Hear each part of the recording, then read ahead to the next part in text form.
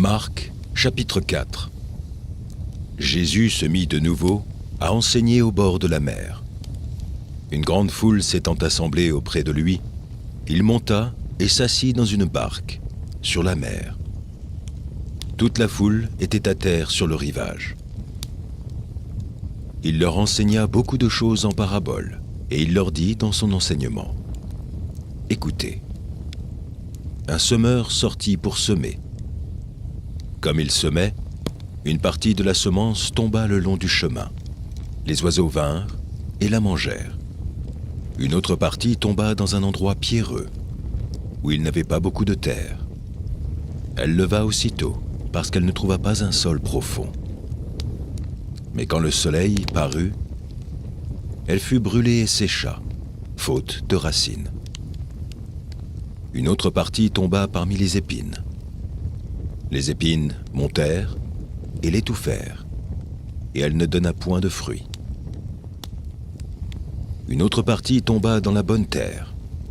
Elle donna du fruit qui montait et croissait. Elle rapporta 30, 60 et 100 pour un. Puis il dit : que celui qui a des oreilles pour entendre, entende. Lorsqu'il fut en particulier, ceux qui l'entouraient avec les 12 l'interrogèrent sur les paraboles. Il leur dit : c'est à vous qu'a été donné le mystère du royaume de Dieu. Mais pour ceux qui sont dehors, tout se passe en paraboles, afin qu'en voyant, ils voient et n'aperçoivent point, et qu'en entendant, ils entendent et ne comprennent point, de peur qu'ils ne se convertissent et que les péchés ne leur soient pardonnés. Il leur dit encore : vous ne comprenez pas cette parabole ? Comment donc comprendrez-vous toutes les paraboles ? Le semeur sème la parole. Les uns sont sur le long du chemin, où la parole est semée. Quand ils l'ont entendue, aussitôt Satan vient et enlève la parole qui a été semée en eux. Les autres, pareillement, reçoivent la semence dans les endroits pierreux. Quand ils entendent la parole, ils la reçoivent d'abord avec joie. Mais ils n'ont pas de racine en eux-mêmes. Ils manquent de persistance. Et dès que survient une tribulation ou une persécution à cause de la parole, ils éprouvent une occasion de chute. D'autres reçoivent la semence parmi les épines. Ce sont ceux qui entendent la parole, mais en qui les soucis du siècle, la séduction des richesses et l'invasion des autres convoitises étouffent la parole et la rendent infructueuse. D'autres reçoivent la semence dans la bonne terre. Ce sont ceux qui entendent la parole, la reçoivent et portent du fruit, 30, 60 et 100 pour un. Il leur dit encore : apportons la lampe pour la mettre sous le boisseau ou sous le lit. N'est-ce pas pour la mettre sur le chandelier ? Car il n'est rien de caché qui ne doive être découvert, rien de secret qui ne doive être mis au jour. Si quelqu'un a des oreilles pour entendre, qu'il entende. Il dit encore : prenez garde à ce que vous entendez. On vous mesurera avec la mesure dont vous vous serez servi, et on y ajoutera pour vous. Car on donnera à celui qui a, mais à celui qui n'a pas, on ôtera même ce qu'il a. Il dit encore : il en est du royaume de Dieu, comme quand un homme jette de la semence en terre. Qu'il dorme ou qu'il veille, nuit et jour, la semence germe et croît sans qu'il sache comment.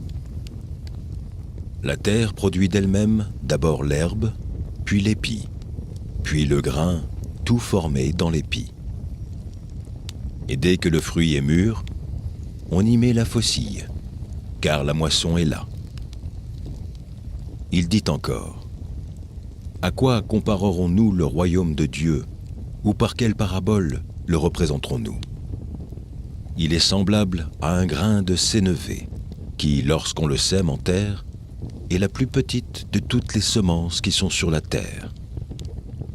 Mais lorsqu'il a été semé, il monte, devient plus grand que tous les légumes et pousse de grandes branches, en sorte que les oiseaux du ciel peuvent habiter sous son ombre. C'est par beaucoup de paraboles de ce genre qu'il leur annonçait la parole, selon qu'ils étaient capables de l'entendre. Il ne leur parlait point sans paraboles, mais en particulier, il expliquait tout à ses disciples. Ce même jour, sur le soir, Jésus leur dit : « Passons à l'autre bord. » Après avoir renvoyé la foule, ils l'emmenèrent dans la barque où il se trouvait. Il y avait aussi d'autres barques avec lui. Il s'éleva un grand tourbillon, et les flots se jetaient dans la barque, au point qu'elle se remplissait déjà. Et lui, il dormait à la poupe sur le coussin. Ils le réveillèrent et lui dirent : « Maître, ne t'inquiètes-tu pas de ce que nous périssons ? » S'étant réveillé, il menaça le vent et dit à la mer : « Silence, tais-toi !» Et le vent cessa, et il y eut un grand calme. Puis il leur dit : « Pourquoi avez-vous ainsi peur ? Comment n'avez-vous point de foi ? » Ils furent saisis d'une grande frayeur, et ils se disent les uns aux autres : « Quel est donc celui-ci, à qui obéissent même le vent et la mer ?» Psaume 18. Je t'aime, ô Éternel, ma force. Éternel, mon rocher, ma forteresse, mon libérateur. Mon Dieu, mon rocher, où je trouve un abri. Mon bouclier, la force qui me sauve, ma haute retraite. Je m'écrie : loué soit l'Éternel, et je suis délivré de mes ennemis. Les liens de la mort m'avaient environné, et les torrents de la destruction m'avaient épouvanté. Les liens du sépulcre m'avaient entouré. Les filets de la mort m'avaient surpris. Dans ma détresse, j'ai invoqué l'Éternel. J'ai crié à mon Dieu. De son palais, il a entendu ma voix, et mon cri est parvenu devant lui à ses oreilles. La terre fut ébranlée et trembla. Les fondements des montagnes frémirent, et ils furent ébranlés parce qu'il était irrité. Il s'élevait de la fumée dans ses narines, et un feu dévorant sortait de sa bouche. Il en jaillissait des charbons embrasés. Il abaissa les cieux et il descendit. Il y avait une épaisse nuée sous ses pieds. Il était monté sur un chérubin, et il volait, il planait sur les ailes du vent. Il faisait des ténèbres sa retraite, sa tente autour de lui. Il était enveloppé des eaux obscures et de sombres nuages. Dans la splendeur qui le précédait, s'échappaient les nuées, lançant de la grêle et des charbons de feu. L'Éternel tonna dans les cieux. Le Très-Haut fit retentir sa voix avec la grêle et les charbons de feu. Il lança ses flèches et dispersa ses ennemis. Il multiplia les coups de la foudre et les mit en déroute. Le lit des eaux apparut. Les fondements du monde furent découverts. Par ta menace, ô Éternel, par le bruit du souffle de tes narines. Il entendit sa main d'en haut. Il me saisit. Il me retira des grandes eaux. Il me délivra de mon adversaire puissant, de mes ennemis qui étaient plus forts que moi. Il m'avait surpris au jour de ma détresse, mais l'Éternel fut mon appui. Il m'a mis au large, il m'a sauvé, parce qu'il m'aime. L'Éternel m'a traité selon ma droiture, il m'a rendu selon la pureté de mes mains.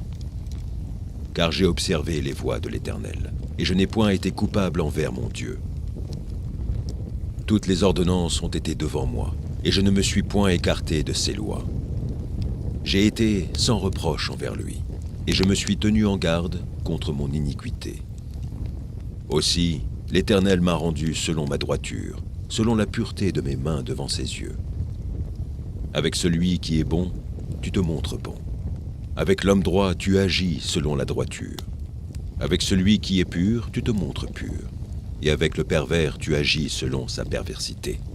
Tu sauves le peuple qui s'humilie, et tu abaisses les regards hautains. Oui, tu fais briller ma lumière. L'Éternel, mon Dieu, éclaire mes ténèbres. Avec toi, je me précipite sur une troupe en armes. Avec mon Dieu, je franchis une muraille. Les voies de Dieu sont parfaites. La parole de l'Éternel est éprouvée. Il est un bouclier pour tous ceux qui se confient en lui. Car qui est Dieu, si ce n'est que l'Éternel? Et qui est un rocher, si ce n'est notre Dieu? C'est Dieu qui me ceint de force et qui me conduit dans la voie droite. Il me rend mes pieds semblables à ceux des biches. Il me place sur mes lieux élevés. Il exerce mes mains au combat et mes bras tendent l'arc d'airain. Tu me donnes le bouclier de ton salut. Ta droite me soutient et je deviens grand par ta bonté. Tu élargis le chemin sous mes pas, et mes pieds ne chancellent point. Je poursuis mes ennemis, je les atteins, et je ne reviens pas avant de les avoir anéantis. Je les brise, et ils ne peuvent se relever. Ils tombent sous mes pieds. Tu me ceins de force pour le combat, tu fais plier sous moi mes adversaires. Tu fais tourner le dos à mes ennemis devant moi, et j'extermine ceux qui me haïssent. Ils crient, et personne pour les sauver. Ils crient à l'Éternel, et il ne leur répond pas. Je les broie comme la poussière qu'emporte le vent. Je les foule comme la boue des rues. Tu me délivres des dissensions du peuple. Tu me mets à la tête des nations. Un peuple que je ne connaissais pas m'est asservi. Ils m'obéissent au premier ordre. Les fils de l'étranger me flattent. Les fils de l'étranger sont en défaillance. Ils tremblent hors de leur forteresse. Vive l'Éternel, et béni soit mon rocher. Que le Dieu de mon salut soit exalté. Le Dieu qui est mon vengeur, qui m'assujettit les peuples, qui me délivre de mes ennemis. Tu m'élèves au-dessus de mes adversaires, tu me sauves de l'homme violent.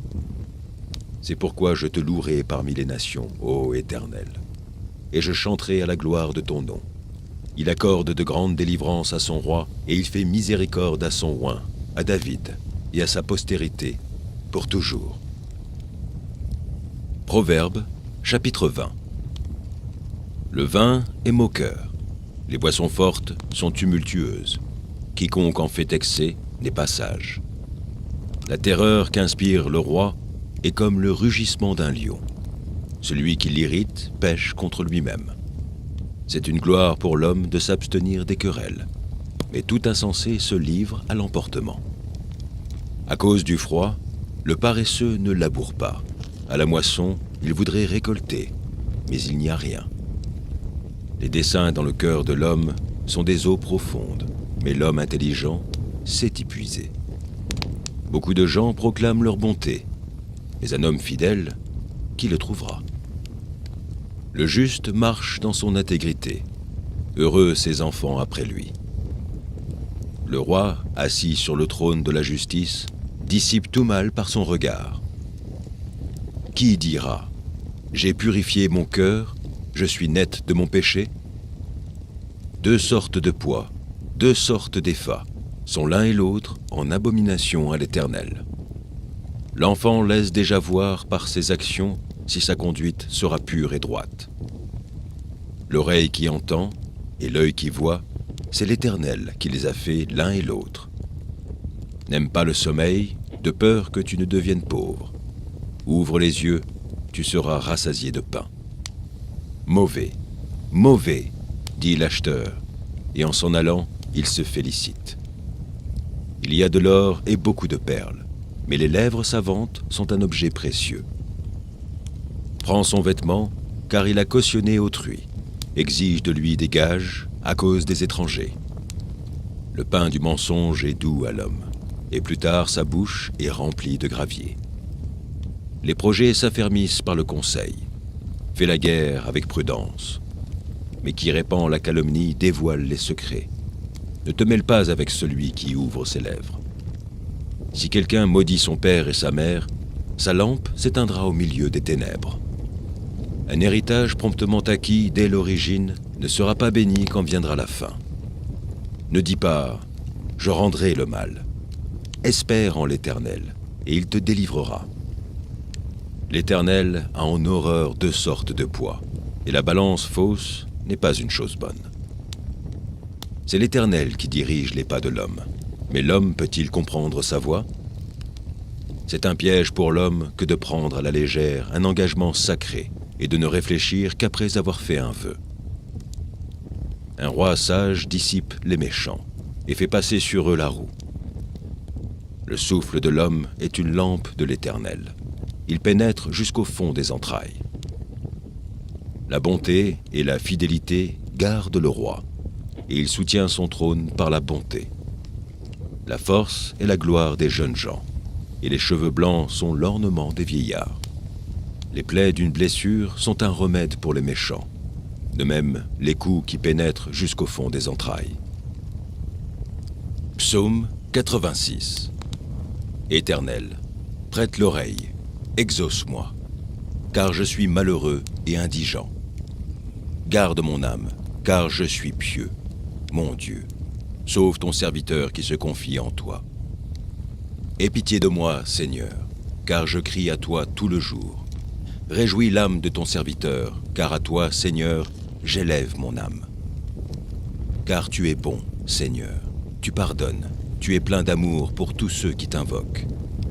Éternel, prête l'oreille à ma prière, sois attentif à la voix de mes supplications. Je t'invoque au jour de ma détresse, car tu m'exauces.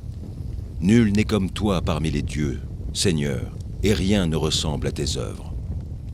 Toutes les nations que tu as faites viendront se prosterner devant ta face, Seigneur, et rendre gloire à ton nom. Car tu es grand, et tu opères des prodiges. Toi seul, tu es Dieu. Enseigne-moi tes voies, ô Éternel. Je marcherai dans ta fidélité.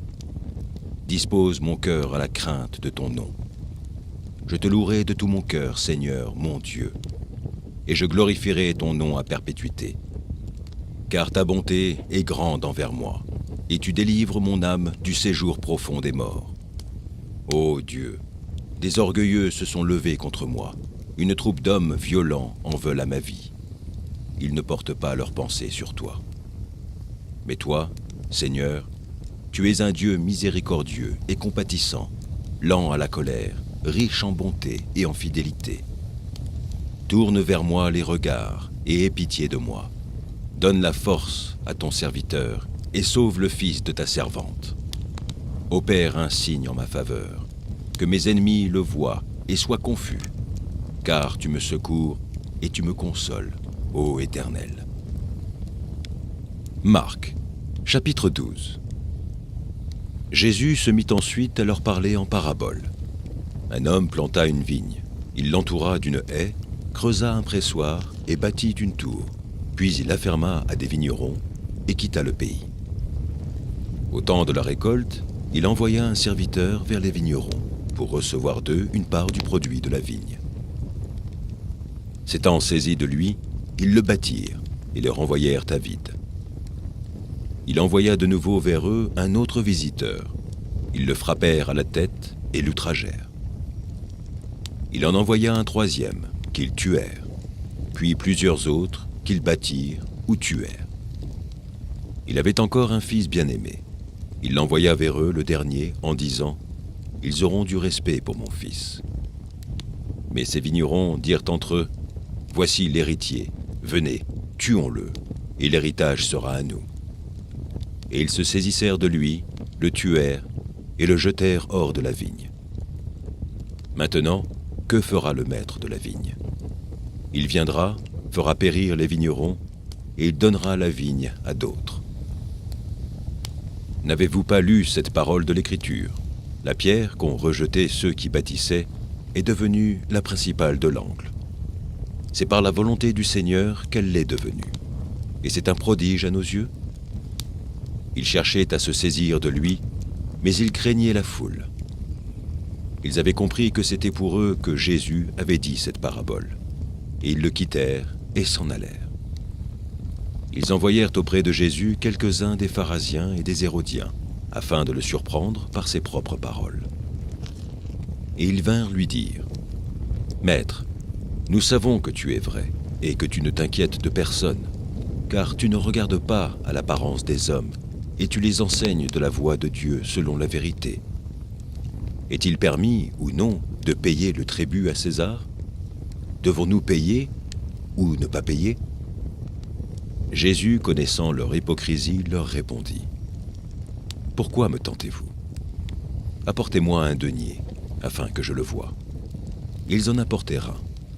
Et Jésus leur demanda.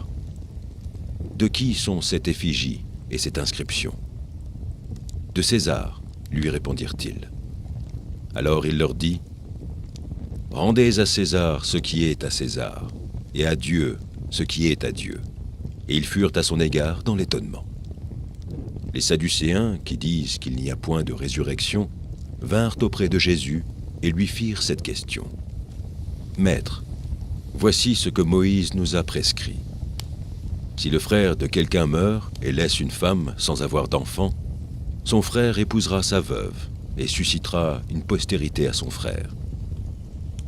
Or, il y avait 7 frères. Le premier se maria et mourut sans laisser de postérité. Le second prit la veuve pour femme et mourut sans laisser de postérité. Il en fut de même du troisième, et aucun des 7 ne laissa de postérité. Après eux tous, la femme mourut aussi. À la résurrection, duquel d'entre eux sera-t-elle la femme? Car les 7 l'ont eue pour femme. Jésus leur répondit. N'êtes-vous pas dans l'erreur parce que vous ne comprenez ni les Écritures ni la puissance de Dieu? Car, à la résurrection des morts, les hommes ne prendront point de femmes, ni les femmes de mari, mais ils seront comme les anges dans les cieux. Pour ce qui est de la résurrection des morts, n'avez-vous pas lu dans le livre de Moïse ce que Dieu lui dit à propos du buisson? Je suis le Dieu d'Abraham, le Dieu d'Isaac et le Dieu de Jacob. Dieu n'est pas Dieu des morts, mais des vivants. Vous êtes grandement dans l'erreur. Un des scribes, qui les avait entendus discuter, sachant que Jésus avait bien répondu aux Sadducéens, s'approcha et lui demanda « Quel est le premier de tous les commandements ?» Jésus répondit « Voici le premier. Écoute, Israël, le Seigneur, notre Dieu, est l'unique Seigneur. Et tu aimeras le Seigneur, ton Dieu, de tout ton cœur, de toute ton âme, de toute ta pensée et de toute ta force. Voici le second. Tu aimeras ton prochain comme toi-même. Il n'y a pas d'autre commandement plus grand que cela. » Le scribe lui dit, « Bien, maître, mais tu as dit avec vérité que Dieu est unique et qu'il n'y en a point d'autre que lui, et que l'aimer de tout son cœur, de toute sa pensée, de toute son âme et de toute sa force, et aimer son prochain comme soi-même, c'est plus que tous les holocaustes et tous les sacrifices. » Jésus, voyant qu'il avait répondu avec intelligence, lui dit, « Tu n'es pas loin du royaume de Dieu, et personne n'osera plus lui poser des questions. » Jésus, continuant à enseigner dans le temple, dit, « Comment les scribes disent-ils que le Christ est le fils de David? David lui-même, animé par l'Esprit Saint, a dit, « Le Seigneur a dit à mon Seigneur, assieds-toi à ma droite, jusqu'à ce que je fasse de tes ennemis ton marchepied. » David lui-même l'appelle Seigneur. Comment donc est-il son fils? Et une grande foule l'écoutait avec plaisir. Il leur disait dans son enseignement, « Gardez-vous des scribes, qui aiment à se prononcer en robe longue et à être salués dans les places publiques, qui recherchent les premiers sièges dans les synagogues et les premières places dans les festins, qui dévorent les maisons des veuves et qui font pour l'apparence de longues prières. Ils seront jugés plus sévèrement. » Jésus, s'étant assis vis-à-vis du tronc, regardait comment la foule y mettait de l'argent. Plusieurs riches mettaient beaucoup. Il vint aussi une pauvre veuve. Elle y mit 2 petites pièces, faisant un quart de sou. Alors Jésus, ayant appelé ses disciples, leur dit, « Je vous le dis en vérité, cette pauvre veuve a donné plus qu'aucun de ceux qui ont mis dans le tronc. Car tous ont mis de leur superflu, mais elle a mis de son nécessaire, tout ce qu'elle possédait, tout ce qu'elle avait pour vivre. » Psaume 22. Mon Dieu, pourquoi m'as-tu abandonné et t'éloignes-tu sans me secourir, sans écouter mes plaintes? Mon Dieu, je crie le jour et tu ne réponds pas, la nuit et je n'ai point de repos. Pourtant tu es le Saint, tu sièges au milieu des louanges d'Israël. En toi se confiaient nos pères, ils se confiaient et tu les délivrais. Ils criaient à toi et ils étaient sauvés. Ils se confiaient en toi et ils n'étaient point confus. Et moi, je suis un ver et non un homme, l'opprobre des hommes et le méprisé du peuple. Tous ceux qui me voient se moquent de moi, ils ouvrent la bouche, secouent la tête. Recommande-toi à l'Éternel. L'Éternel le sauvera, il le délivrera, puisqu'il l'aime. Oui, tu m'as fait sortir du sein maternel. Tu m'as mis en sûreté sur les mamelles de ma mère. Dès le sein maternel, j'ai été sous ta garde. Dès le ventre de ma mère, tu as été mon Dieu. Ne t'éloigne pas de moi quand la détresse est proche, quand personne ne vient à mon secours. De nombreux taureaux sont autour de moi, des taureaux de Basan m'environnent. Ils ouvrent contre moi leur gueule, semblables aux lions qui déchirent et rugissent. Je suis comme de l'eau qui s'écoule, et tous mes os se séparent. Mon cœur est comme de la cire, il se fond dans mes entrailles. Ma force se dessèche comme l'argile, et ma langue s'attache à mon palais. Tu me réduis à la poussière de la mort. Car des chiens m'environnent. Une bande de scélérats rôde autour de moi. Ils ont percé mes mains et mes pieds. Je pourrais compter tous mes os. Eux, ils observent, ils me regardent. Ils se partagent mes vêtements, ils tirent au sort ma tunique.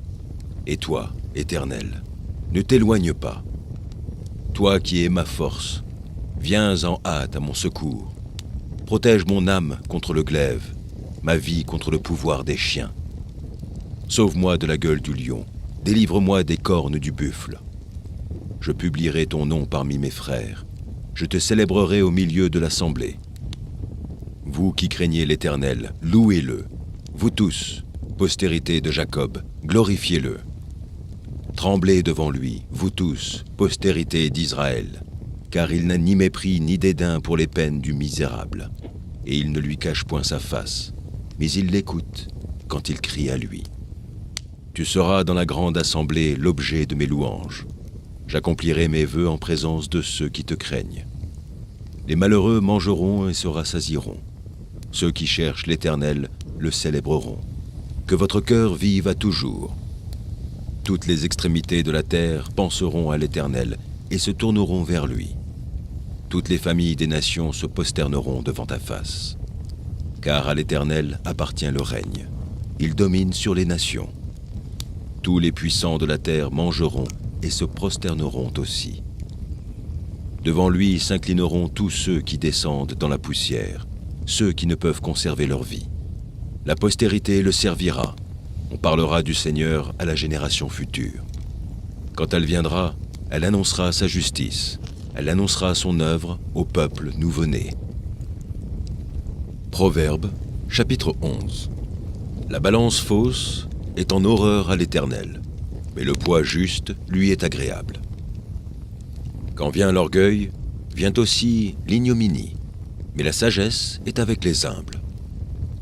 L'intégrité des hommes droits les dirige, mais les détours des perfides causent leur ruine. Au jour de la colère, la richesse ne sert à rien, mais la justice délivre de la mort. La justice de l'homme intègre aplanit sa voie, mais le méchant tombe par sa méchanceté. La justice des hommes droits les délivre, mais les méchants sont pris par leur malice. À la mort du méchant, son esprit périt, et l'attente des hommes iniques est anéantie. Le juste est délivré de la détresse, et le méchant prend sa place. Par sa bouche, l'impie perd son prochain, mais les justes sont délivrés par la science. Quand les justes sont heureux, la ville est dans la joie, et quand les méchants périssent, on pousse des cris d'allégresse. La ville s'élève par la bénédiction des hommes droits, mais elle est renversée par la bouche des méchants. Celui qui méprise son prochain est dépourvu de sens, mais l'homme qui a de l'intelligence se tait. Celui qui répand la calomnie dévoile les secrets, mais celui qui a l'esprit fidèle les garde. Quand la prudence fait défaut, le peuple tombe, et le salut est dans le grand nombre des conseillers. Celui qui cautionne autrui s'en trouve mal, mais celui qui craint de s'engager est en sécurité. Une femme qui a de la grâce obtient la gloire, et ceux qui ont de la force obtiennent la richesse. L'homme bon fait du bien à son âme, mais l'homme cruel trouble sa propre chair. Le méchant fait un gain trompeur, mais celui qui sème la justice a un salaire véritable. Ainsi la justice conduit à la vie, mais celui qui poursuit le mal trouve la mort. Ceux qui ont le cœur pervers sont en abomination à l'Éternel, mais ceux dont la voie est intègre lui sont agréables. Certes, le méchant ne restera pas impuni, mais la postérité des justes sera sauvée. Un anneau d'or au nez d'un pourceau, c'est une femme belle et dépourvue de sens. Le désir des justes, c'est seulement le bien. L'attente des méchants, c'est la fureur. Tel qui donne libéralement devient plus riche, et tel qui épargne à l'excès ne fait que s'appauvrir. L'âme bienfaisante sera rassasiée, et celui qui arrose sera lui-même arrosé. Celui qui retient le blé est maudit du peuple, mais la bénédiction est sur la tête de celui qui le vend. Celui qui recherche le bien s'attire de la faveur, mais celui qui poursuit le mal en est atteint. Celui qui se confie dans ses richesses tombera, mais les justes verdiront comme le feuillage. Celui qui trouble sa maison héritera du vent, et l'insensé sera l'esclave de l'homme sage. Le fruit du juste est un arbre de vie, et le sage s'empare des âmes. Voici, le juste reçoit sur la terre une rétribution. Combien plus le méchant et le pécheur. Psaume 146. Louez l'Éternel, mon âme, loue l'Éternel. Je louerai l'Éternel tant que je vivrai. Je célébrerai mon Dieu tant que j'existerai. Ne vous confiez pas aux grands, aux fils de l'homme qui ne peuvent sauver. Leur souffle s'en va, ils rentrent dans la terre, et ce même jour, leurs desseins périssent. Heureux celui qui a pour secours le Dieu de Jacob, qui met son espoir en l'Éternel son Dieu. Il a fait les cieux et la terre, la mer et tout ce qui s'y trouve. Il garde la fidélité à toujours. Il fait droit aux opprimés. Il donne du pain aux affamés. L'Éternel délivre les captifs. L'Éternel ouvre les yeux des aveugles. L'Éternel redresse ceux qui sont courbés. L'Éternel aime les justes. L'Éternel protège les étrangers. Il soutient l'orphelin et la veuve. Mais il renverse la voie des méchants. L'Éternel règne éternellement. Ton Dieu, ô Sion, subsiste d'âge en âge. Louez l'Éternel. Apocalypse, chapitre 4. Après cela, je regarderai, et voici, une porte était ouverte dans le ciel. La première voix que j'avais entendue, comme le son d'une trompette, et qui me parlait, dit « Monte ici, et je te ferai voir ce qui doit arriver dans la suite. » Aussitôt, je fus ravi en esprit. Et voici, il y avait un trône dans le ciel, et sur ce trône, quelqu'un était assis. Celui qui était assis avait l'aspect d'une pierre de jaspe et de sardoine. Et le trône était environné d'un arc-en-ciel semblable à de l'émeraude.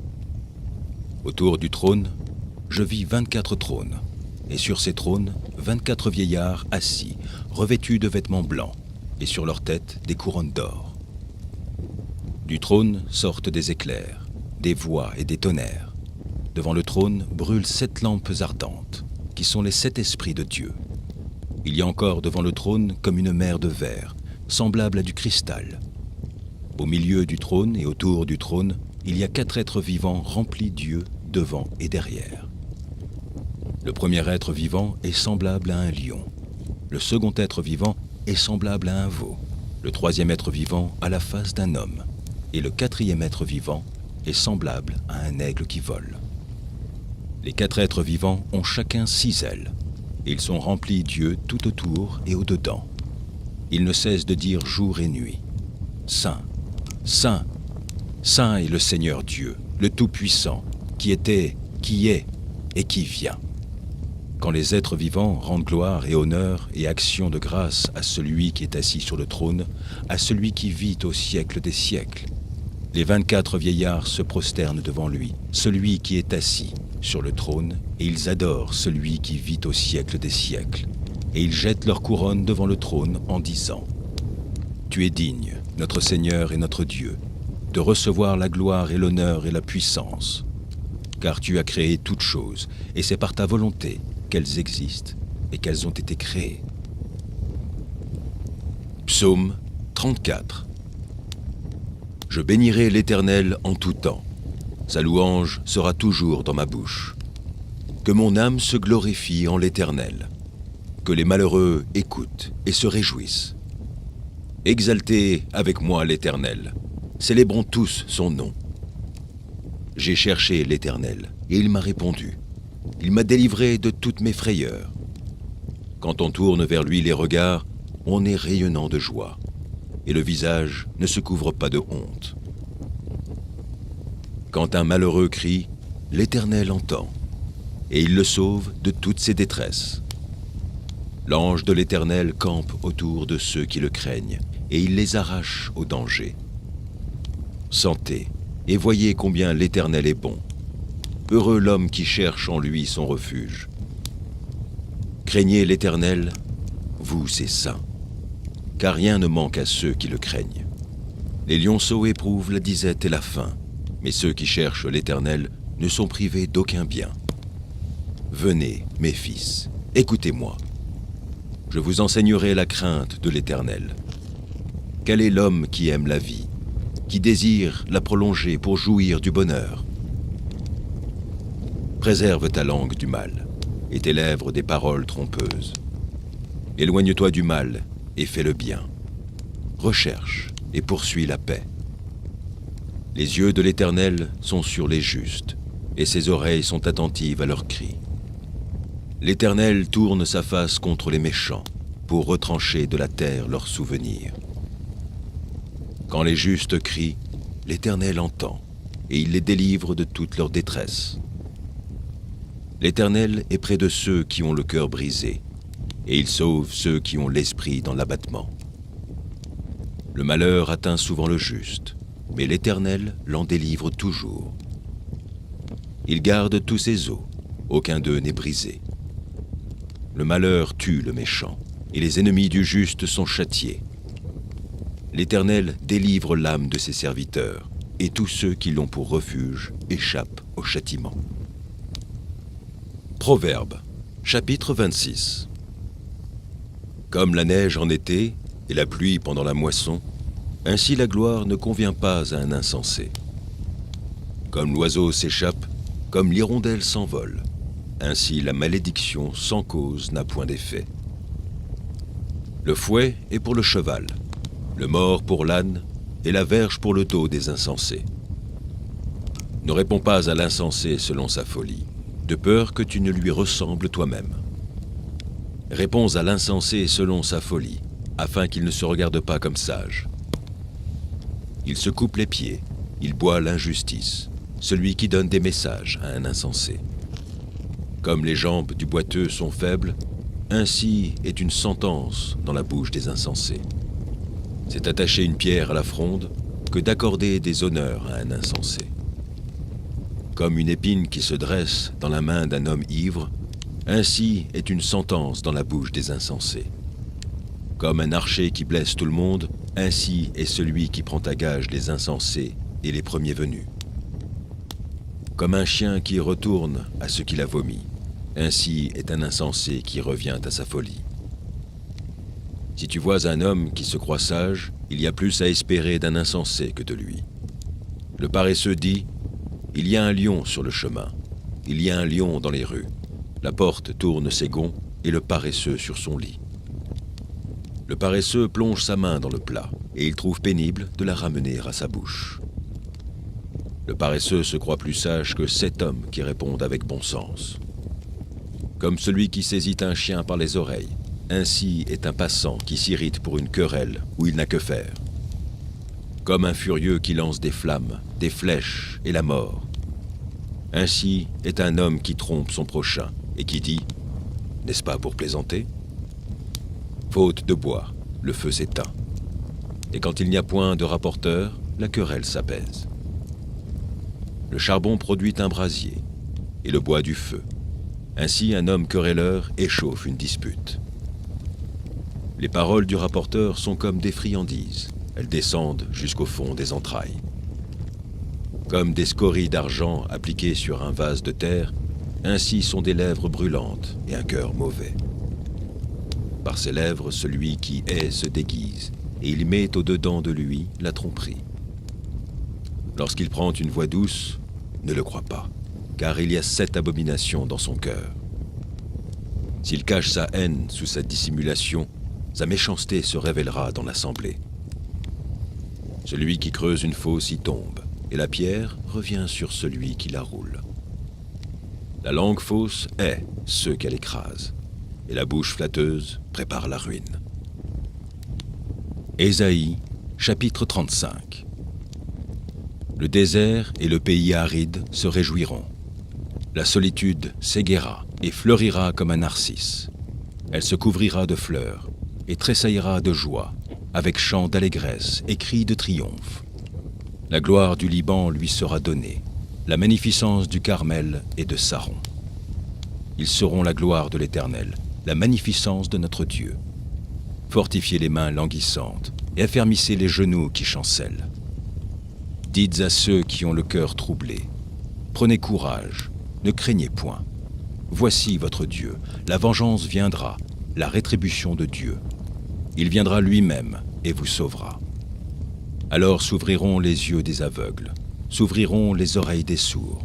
Alors le boiteux sautera comme un cerf, et la langue du muet éclatera de joie. Car des eaux jailliront dans le désert, et des ruisseaux dans la solitude. Le mirage se changera en étang, et la terre desséchée en source d'eau. Dans le repaire qui servait de gîte au chacal, croîtront des roseaux et des joncs. Il y aura là un chemin frayé, une route qu'on appellera la voie sainte. Nul impur n'y passera, elle sera pour eux seuls. Ceux qui la suivront, même les insensés, ne pourront s'égarer. Sur cette route, point de lion.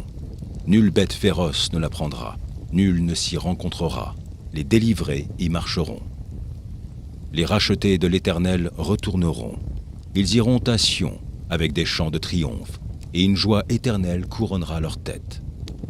L'allégresse et la joie s'approcheront, la douleur et les gémissements s'enfuiront. Psaume 37. De David, ne t'irrite pas contre les méchants, n'envie pas ceux qui font le mal.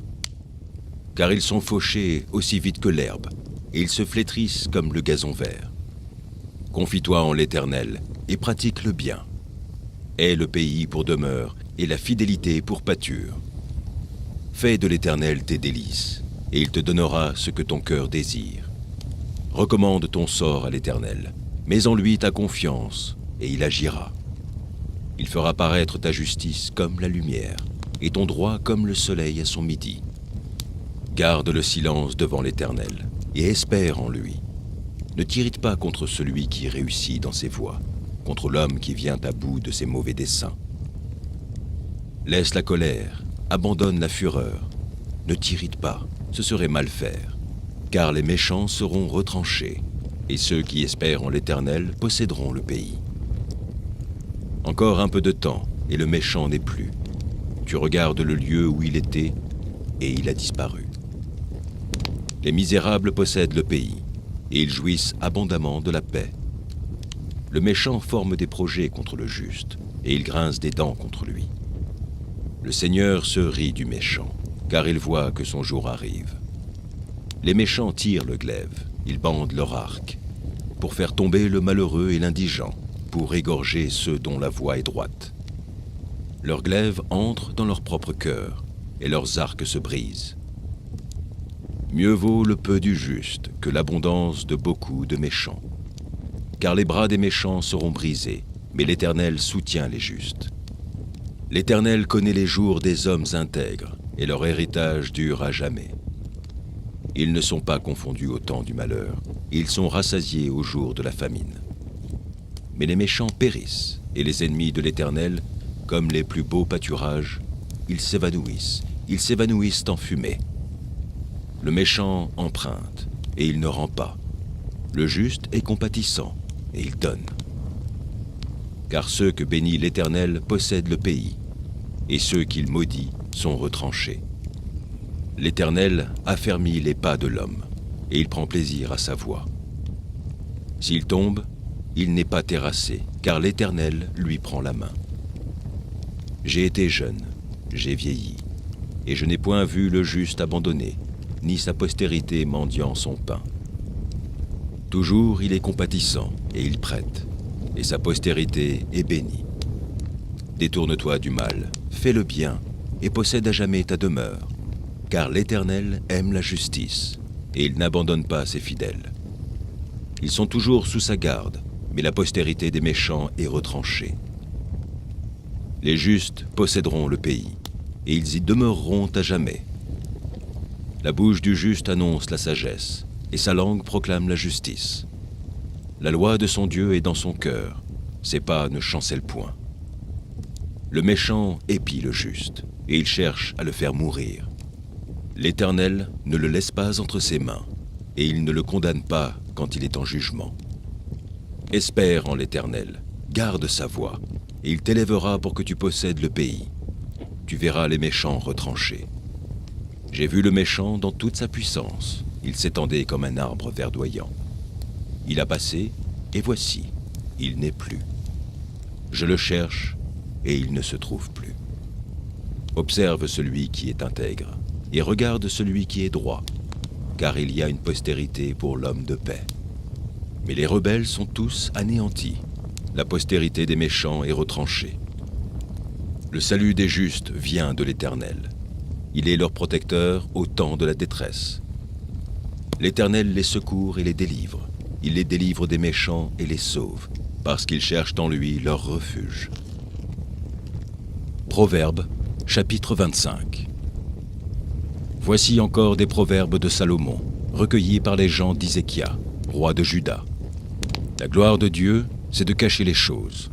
La gloire des rois, c'est de sonder les choses. Les cieux sont dans leur hauteur, la terre dans sa profondeur, et le cœur des rois sont impénétrables. Ôte de l'argent les scories, et il en sortira un vase pour le fondeur. Ôte le méchant de devant le roi, et son trône s'affirmera par la justice. Ne t'élève pas devant le roi, et ne prends pas la place des grands, car il vaut mieux qu'on te dise « Monte ici », que si l'on t'abaisse devant le prince que tes yeux voient. Ne te hâte pas d'entrer en contestation, de peur qu'à la fin tu ne saches que faire lorsque ton prochain t'aura outragé. Défends ta cause contre ton prochain, mais ne relève pas le secret d'un autre, de peur qu'en l'apprenant, il ne te couvre de honte et que ta mauvaise renommée ne s'efface pas. Comme des pommes dures sur des ciselures d'argent, ainsi est une parole dite à propos. Comme un anneau d'or et une parure d'or fin, ainsi pour une oreille docile est le sage qui réprimande. Comme la fraîcheur de la neige au temps de la moisson, ainsi est un messager fidèle pour celui qui l'envoie. Il restera l'âme de son maître. Comme des nuages et du vent sans pluie, ainsi est un homme se glorifiant à tort de ses libéralités. Par la lenteur à la colère, on fléchit un prince, et une langue douce peut briser des os. Si tu trouves du miel, n'en mange que ce qui te suffit, de peur que tu n'en sois rassasié et que tu ne le vomisses. Mets rarement le pied dans la maison de ton prochain, de peur qu'il ne soit rassasié de toi et qu'il ne te haïsse. Comme une massue, une épée et une flèche aiguë, ainsi est un homme qui porte un faux témoignage contre son prochain. Comme une dent cassée et un pied qui chancelle, ainsi la confiance en un perfide au jour de la détresse. Ôter son vêtement dans un jour froid, répandre du vinaigre sur du nitre, c'est dire des chansons à un cœur attristé. Si ton ennemi a faim, donne-lui du pain à manger. S'il a soif, donne-lui de l'eau à boire, car ce sont des charbons ardents que tu amasses sur sa tête, et l'Éternel te récompensera. Le vent du nord enfante la pluie, et la langue mystérieuse un visage irrité. Mieux vaut habiter à l'angle d'un toit que de partager la demeure d'une femelle querelleuse. Comme de l'eau fraîche pour une personne fatiguée, ainsi est une bonne nouvelle venant d'une terre lointaine. Comme une fontaine troublée et une source corrompue, ainsi est le juste qui chancelle devant le méchant. Il n'est pas bon de manger beaucoup de miel, mais rechercher la gloire des autres est un honneur. Comme une ville forcée et sans murailles, ainsi est l'homme qui n'est pas maître de lui-même. Éphésiens, chapitre 4. Je vous exhorte donc, moi, le prisonnier dans le Seigneur, à marcher d'une manière digne de la vocation qui vous a été adressée, en toute humilité et douceur, avec patience, vous supportant les uns les autres avec charité, vous efforçant de conserver l'unité de l'esprit par le lien de la paix. Il y a un seul corps et un seul esprit, comme aussi vous avez été appelés à une seule espérance par votre vocation. Il y a un seul Seigneur, une seule foi, un seul baptême, un seul Dieu et Père de tous, qui est au-dessus de tous et parmi tous et en tous. Mais à chacun de nous la grâce a été donnée selon la mesure du don de Christ. C'est pourquoi il est dit, étant monté en haut, il a amené des captifs et il a fait des dons aux hommes. Or, que signifie? Il est monté, sinon qu'il est aussi descendu dans les régions inférieures de la terre. Celui qui est descendu, c'est le même qui est monté au-dessus de tous les cieux, afin de remplir toutes choses. Et il a donné les uns comme apôtres, les autres comme prophètes, les autres comme évangélistes, les autres comme pasteurs et docteurs, pour le perfectionnement des saints en vue de l'œuvre du ministère et de l'éducation du corps de Christ, jusqu'à ce que nous soyons tous parvenus à l'unité de la foi et de la connaissance du Fils de Dieu, à l'état d'homme fait, à la mesure de la stature parfaite de Christ, afin que nous ne soyons plus des enfants, flottants et emportés à tout vent de doctrine, par la tromperie des hommes, par leur ruse dans les moyens de séduction. Mais que, professant la vérité dans la charité, nous croissions à tout égard en celui qui est le chef, Christ. C'est de lui, et grâce à tous les liens de son assistance, que tout le corps, bien coordonné et formant un solide assemblage, tire son accroissement selon la force qui convient à chacune de ses parties, et s'identifie lui-même dans la charité. Voici donc ce que je dis et ce que je déclare dans le Seigneur, c'est que vous ne devez plus marcher comme les païens, qui marchent selon la vanité de leurs pensées. Ils ont l'intelligence obscurcie. Ils sont étrangers à la vie de Dieu, à cause de l'ignorance qui est en eux, à cause de l'endurcissement de leur cœur. Ayant perdu tout sentiment, ils se sont livrés à la dissolution pour commettre toute espèce d'impureté jointe à la cupidité. Mais vous, ce n'est pas ainsi que vous avez appris Christ. Si du moins vous l'avez entendu, et si conformément à la vérité qui est en Jésus, c'est en lui que vous avez été instruits à vous dépouiller, eu égard à votre vie passée, du vieil homme qui se corrompt par les convoitises trompeuses, à être renouvelé dans l'esprit de votre intelligence, et à revêtir l'homme nouveau, créé selon Dieu dans une justice et une sainteté que produit la vérité. C'est pourquoi, renoncez aux mensonges et que chacun de vous parle selon la vérité à son prochain, car nous sommes membres les uns des autres. Si vous vous sentez en colère, ne péchez point. Que le soleil ne se couche pas sur votre colère, et ne donnez pas accès au diable. Que celui qui dérobait ne dérobe plus, mais plutôt qu'il travaille en faisant de ses mains ce qui est bien, pour avoir de quoi donner à celui qui est dans le besoin. Qu'il ne sorte de votre bouche aucune parole mauvaise, mais, s'il y a lieu, quelques bonnes paroles qui servent à l'édification et communiquent une grâce à ceux qui l'entendent. N'attristez pas le Saint-Esprit de Dieu, pour lequel vous avez été scellés pour le jour de la rédemption. Que toute amertume, Toute animosité, toute colère, toute clameur, toute calomnie et toute espèce de méchanceté disparaissent du milieu de vous. Soyez bons les uns envers les autres, compatissants, vous pardonnant réciproquement, comme Dieu vous a pardonné en Christ. Psaume 71. Éternel, je cherche en toi mon refuge, que jamais je ne sois confondu. Dans ta justice, sauve-moi et délivre-moi. Incline vers moi ton oreille et secours-moi. Sois pour moi un rocher qui me serve d'asile, où je puisse toujours me retirer. Tu as résolu de me sauver, car tu es mon rocher et ma forteresse. Mon Dieu, délivre-moi de la main du méchant, de la main de l'homme inique et violent. Car tu es mon espérance, Seigneur éternel. En toi je me confie dès ma jeunesse. Dès le ventre de ma mère, je m'appuie sur toi. C'est toi qui m'as fait sortir du sein maternel. Tu es sans cesse l'objet de mes louanges. Je suis pour plusieurs comme un prodige, et toi, tu es mon puissant refuge. Que ma bouche soit remplie de tes louanges, que chaque jour elle te glorifie. Ne me rejette pas au temps de la vieillesse. Quand mes forces s'en vont, ne m'abandonne pas.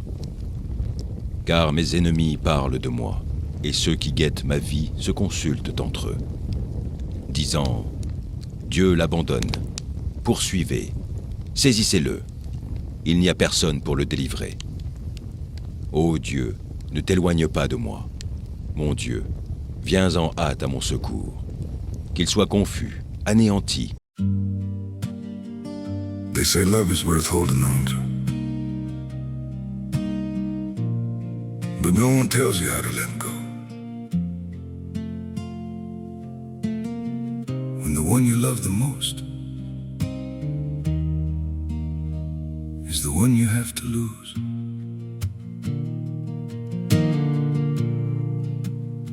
I tried to hold you closer while you were slipping away.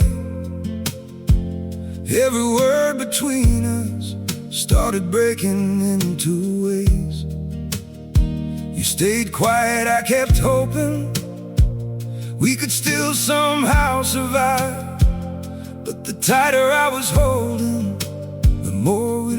Ceux qui en veulent à ma vie, qu'ils soient couverts de honte et d'opprobre, ceux qui cherchent ma perte. Et moi, j'espérerai toujours, je te louerai de plus en plus. Ma bouche publiera ta justice, ton salut, chaque jour, car j'ignore quelles en sont les bornes. Je dirai tes œuvres puissantes, Seigneur éternel. Je rappellerai ta justice, la tienne seule. Ô Dieu, tu m'as instruit dès ma jeunesse, et jusqu'à présent, j'annonce tes merveilles. Ne m'abandonne pas, ô Dieu, même dans la blanche vieillesse, afin que j'annonce ta force à la génération présente, ta puissance à la génération future. Ta justice, ô Dieu, atteint jusqu'au ciel. Tu as accompli de grandes choses. Ô Dieu, qui est semblable à toi? Tu nous as fait éprouver bien des détresses et des malheurs, mais tu nous redonneras la vie. Tu nous feras remonter des abîmes de la terre. Relève ma grandeur, console-moi de nouveau, et je te louerai au son du luth. Je chanterai ta fidélité, mon Dieu. Je te célébrerai avec la harpe, Saint d'Israël. En te célébrant, j'aurai la joie sur les lèvres, la joie dans mon âme que tu as délivrée.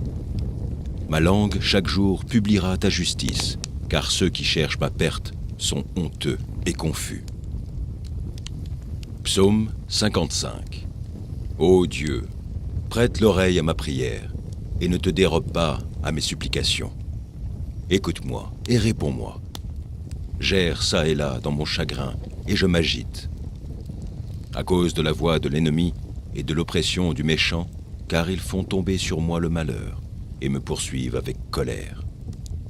Mon cœur tremble au-dedans de moi, et les terreurs de la mort me surprennent. La crainte et l'épouvante m'assaillent, et le frisson m'enveloppe. Je dis, « Oh, si j'avais les ailes de la colombe, je m'envolerais, et je trouverais le repos. Voici, je fuirai bien loin, j'irai séjourner au désert. je m'échapperai en toute hâte, plus rapide que le vent impétueux, que la tempête. Réduis à néant, Seigneur, divise leur langue, car je vois dans la ville la violence et les querelles. Elles en font jour et nuit le tour sur les murs. L'iniquité et la malice sont dans son sein.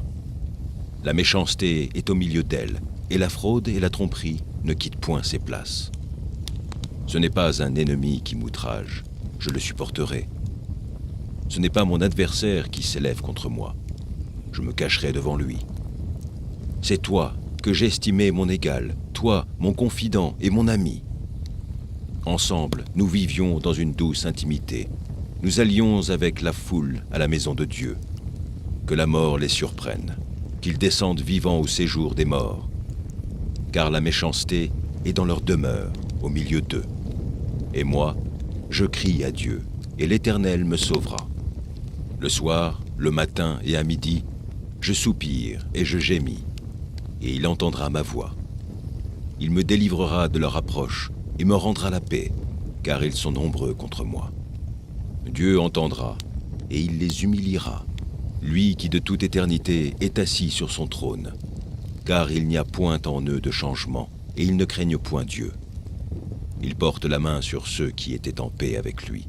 Il viole son alliance. Sa bouche est plus douce que la crème, mais la guerre est dans son cœur. Ses paroles sont plus onctueuses que l'huile, mais ce sont des épées nues. Remets ton sort à l'Éternel, et il te soutiendra. Il ne laissera jamais chanceler le juste. Et toi, ô Dieu, tu les feras descendre au fond de la fosse. Les hommes de sang et de fraude n'atteindront pas la moitié de leur jour. C'est en toi que je me confie. Proverbe, chapitre 10. Proverbe de Salomon. Un fils sage fait la joie d'un père, et un fils insensé le chagrin de sa mère. Les trésors de la méchanceté ne profitent pas, et la justice délivre de la mort. L'Éternel ne laisse pas le juste souffrir de la faim, mais il repousse l'avidité des méchants. Celui qui agit d'une main lâche s'appauvrit, mais la main des diligents enrichit.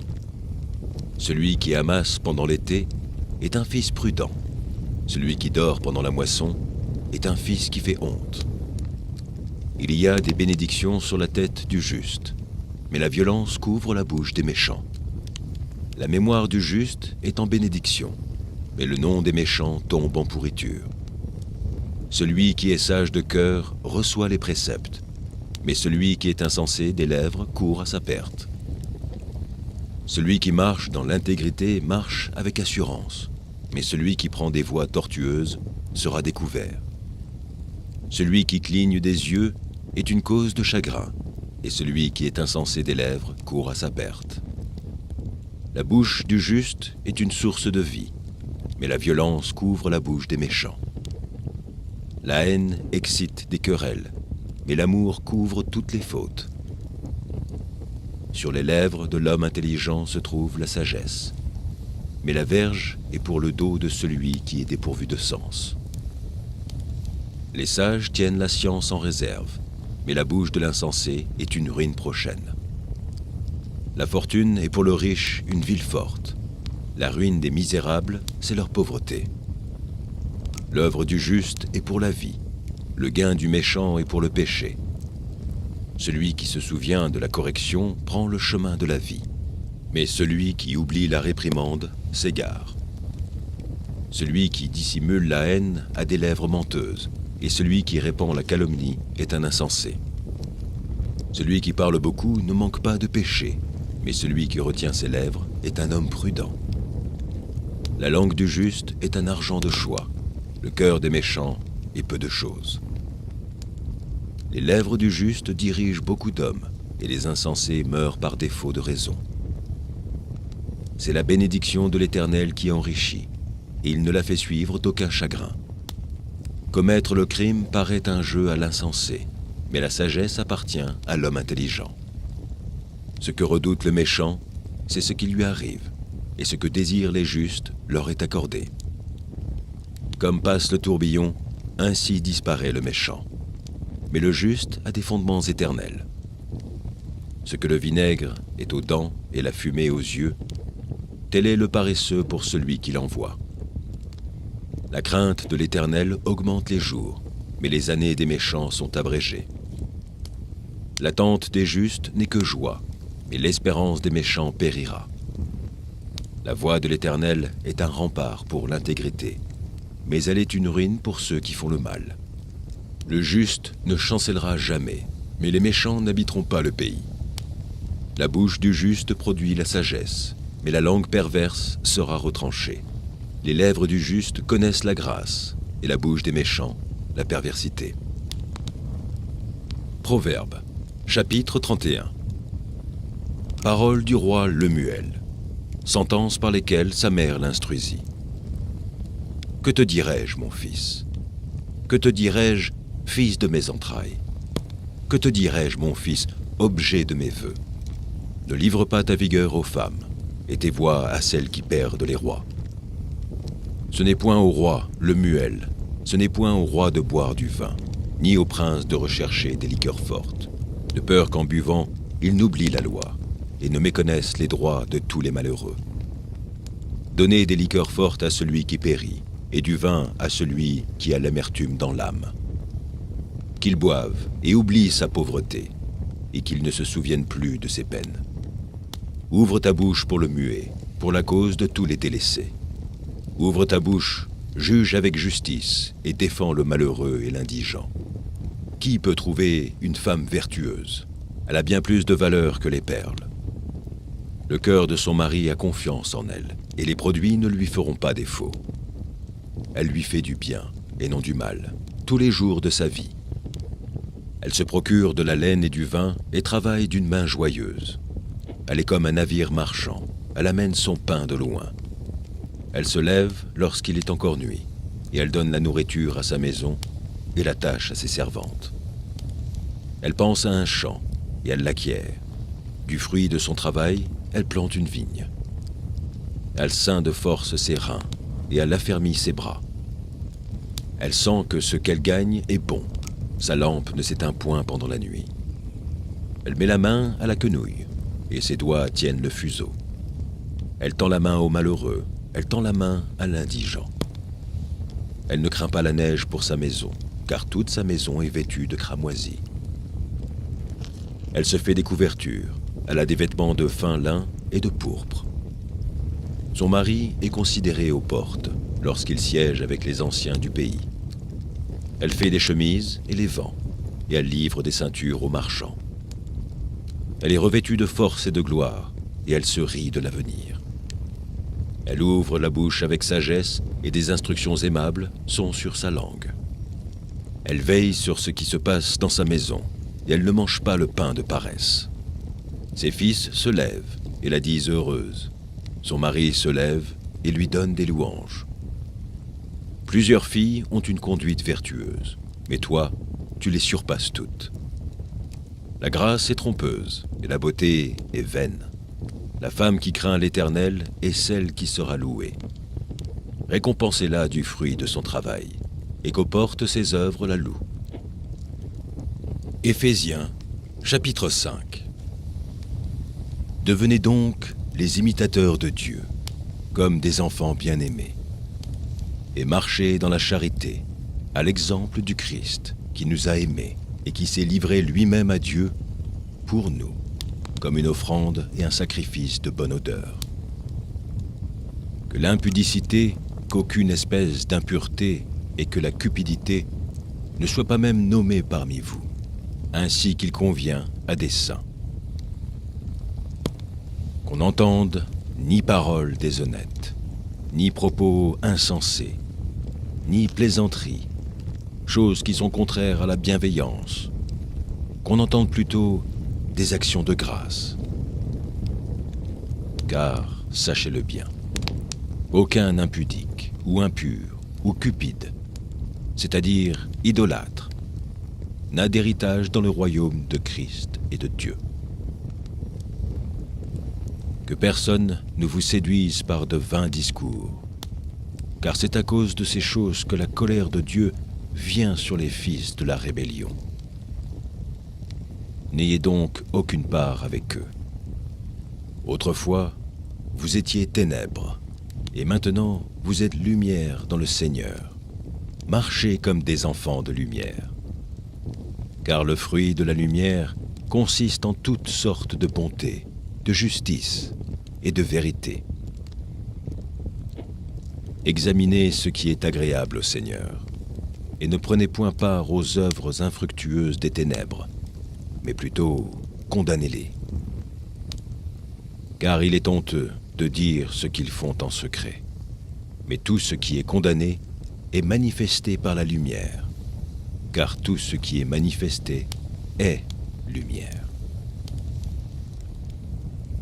C'est pour cela qu'il est dit : réveille-toi, toi qui dors, relève-toi d'entre les morts, et Christ t'éclairera.